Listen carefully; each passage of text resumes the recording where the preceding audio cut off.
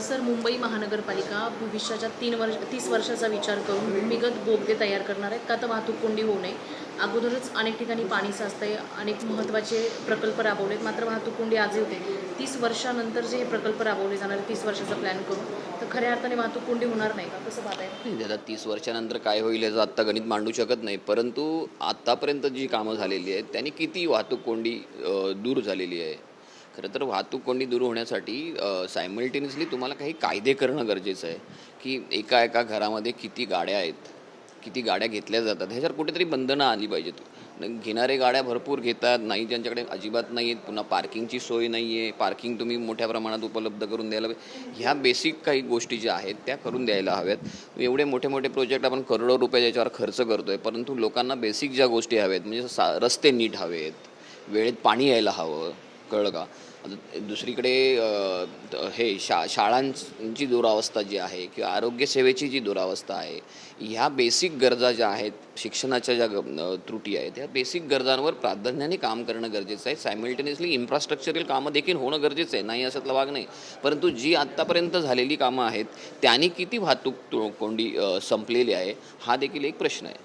गणेशोत्सव जवळ आलेला आहे, अवघा काही महिना बाकी आहे, मात्र मुंबई महानगरपालिकेकडून आत्ता माती आणि रंग द्यायला सुरुवात केलेली आहे.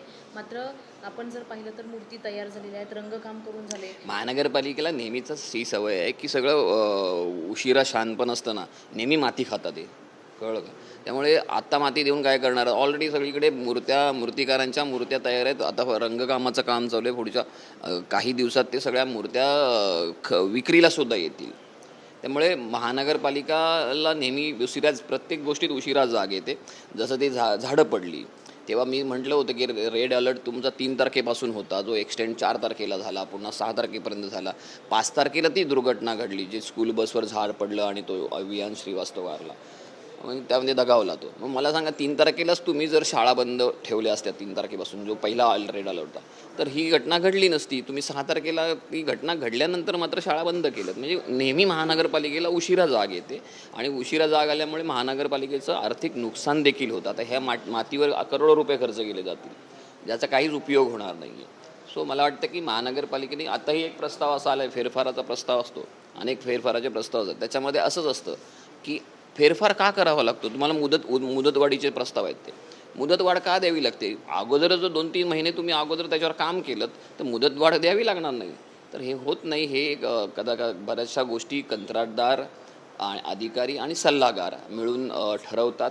इथे महानगरपालिकेमध्ये खऱ्या अर्थाने बघायचं झालं तर कंत्राटदारांचंच राज्य आहे आणि कंत्राटदारांचं राज्य असल्यामुळे ह्या सगळ्या गोष्टी घडत आहेत. महापौर बंगला जो आहे त्याच्या बाहेर रस्त्यावर बॅरिकेड्स लावलेले बघतायत, कुठेतरी पार्किंग करू नये यासाठी बॅरिकेड्स लावले. आता काय म्हणायचं याला सांगा ना. एकतर राणीच्या बागेतला बंगला आहे तो, त्या बागेमध्ये लोक फिरायला येतात किंवा तिकडे प्राणी संग्रहालय बघायला येतात, पेंग्विनला पाहायला येतात. लोकांसाठी राणीची बाग आहे. तुम्हाला पर्यायी म्हणून तिकडे बंगला दिला असेल तर तुम्ही लोकांचा अगोदर विचार करणं गरजेचं आहे. स्वतःचा पुरता विचार करणं, मला वाटतं ही संकुचित भावना आहे. आज स्थायी समितीची बैठक सुरू आहे, महत्त्वाचे मुद्दे बैठकीत चर्चिले जाणार आहेत. जलबोगद्यांचा देखील विचार केला झाला, कसं पाहता येईल? जलबोगद्यांचा विषय मागच्याच स्थायी तो मीटिंगला आला, तो नॉट टेकन केला होता. आज त्याचं प्रेझेंटेशन दिलं आहे, त्याच्यावर तो आता मुद्दा येईल. त्याच्यावर बऱ्यापैकी साधक बाधक प्रेझेंटेशन आणि विश्लेषणसुद्धा चांगलं केलं बांगर साहेबांनी. सो मला वाटतं की तो मुद्दा आता ज्या काही सदस्यांच्या शंका किंवा प्रश्न होते त्याला बऱ्यापैकी उत्तरं मिळालेली आहेत. नवीन गाड्यांच्या संदर्भात देखील आता आहे नवीन गाड्यांचे जवळजवळ 7-8 प्रस्ताव आहेत. नवीन गाड्यांच्या बाबतीत तो आता 14, 15, 16, 17 असं काहीतरी, आणि एक शेवटचा 30 नंबरचा, असे काही 5-6 प्रस्ताव आहेत. गाड्या नवीन तुम्ही आणताय, मान्य आहे सगळं, परंतु अजूनही कचरा उचलला गेला नाही. अनेक ठिकाणी कचरा जसाचा तसा आहे. तर मला वाटतं की ह्या सगळ्या गोष्टीवर कंत्राट, तुम्ही मगाशी म्हटलं तसं, ही सगळी उशिरा जाग येते आपल्याला. ह्या सगळ्या गोष्टीवर मान्सूनपूर्व तयारी जी असते, त्यात मान्सूनपूर्व तयारीचा हा भाग आहे. ह्या सगळ्या तयारी अगोदर व्हायला होणं गरजेचं, आणि कचरा तर वर्षाच्या 12 महिन्याचा हा विषय आहे. तर हे फेरफाराचे जे प्रस्ताव येतात हे मला वाटतं कंत्राटदार इथे बसून अधिकाऱ्यांबरोबर टेंडर बनवतो की काय, आणि बनवतो की काय असं हा प्रश्न येतो. गाड्यांच्या प्रस्तावावर चर्चा केली जाईल, मात्र तुमचा याला पाठिंबा असेल? नाही, हे बघा, गाड्या ही आवश्यक गोष्ट आहे, कारण कचरा उचलणं, त्याची विल्हेवाट लावणं ही गरजेची गोष्ट आहे. आमचा आक्षेप ह्या गोष्टीवर, तुम्ही वेळेत का ह्या सगळ्या गोष्टी करत नाहीत, उशिरा का सगळ्या गोष्टी करता. म्हणजे एखादी गोष्ट घडून गेल्यानंतर तुम्ही जागे होता. मला वाटतं ह्या सगळ्या फेरफाराच्या किंवा नवीन मुदतवाढीचे जे प्रस्ताव येतात, जसं कचऱ्यांचे आलेत, हे अगोदर होणं गरजेचं आहे. ते उशिरा आलेले आहेत. मला अर्धा पावसाळा संपल्यानंतर आलेत. हे पावसाळ्यापूर्वी यायला होते. मुंबईचे समुद्रकिनारे जे आहेत ते अजूनही अस्वच्छच पाहायला हो, मिळतात. हो. सर्जन झोपडपट्टी असेल किंवा आमची माहीमची पण आहे ना. त्याचं कारणच हे आहे की नालेसफाई योग्य पद्धतीने होत नाही. नालेसफाई मान्सूनपूर्व फक्त केली जाते. तर असं कुठल्याही महानगरपालिकेच्या मॅन्युअलमध्ये लिहिलेलं नाही की मान्सूनपूर्वच फक्त नालेसफाई करायला पाहिजे. वर्षाची 12 महिने जर तुम्ही नालेसफाई केली तर पावसाळ्याच्या वेळेला ह्या जे मोठ्या प्रमाणात समुद्रकिनाऱ्यावर जो कचरा येतो तो येणार नाही. कारण हा वर्षभराचा कचरा, हा सगळा समुद्राने पोटात साठवलेला कचरा असतो, हा फेकला जातो. आणि माहीम असो किंवा जीव असो, इथे मुंबईतला सगळा कचरा जो आहे तो मिठी नदीच्या माध्यमातून त्या किनाऱ्यावर येतो आणि तो संपूर्ण पसरला जातो.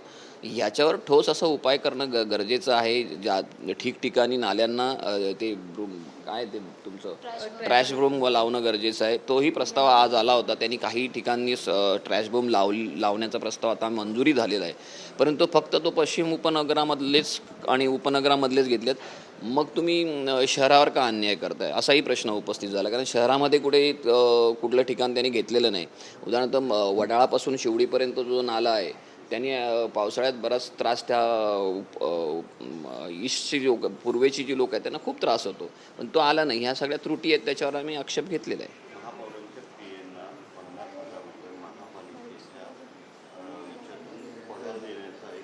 महानगरपालिकेमध्ये महापौरांच्या दालनामध्ये स्वतंत्र 14 लोकांचा स्टाफ आहे. त्याच्यामध्ये PA वगैरे सगळ्या गोष्टी आहेत, कळलं का. आणि त्यांना महानगरपालिका ऑलरेडी पगार देते. मग तुम्हाला खाजगी एखादा PA ठेवायचा असेल तर तुम्ही ओन पॉकेटमधून पगार द्यायला हवा. महानगरपालिकेवर भुर्दंड टाकणं योग्य नाही आणि हे चुकीचे पायंडे पाडणंही योग्य नाही.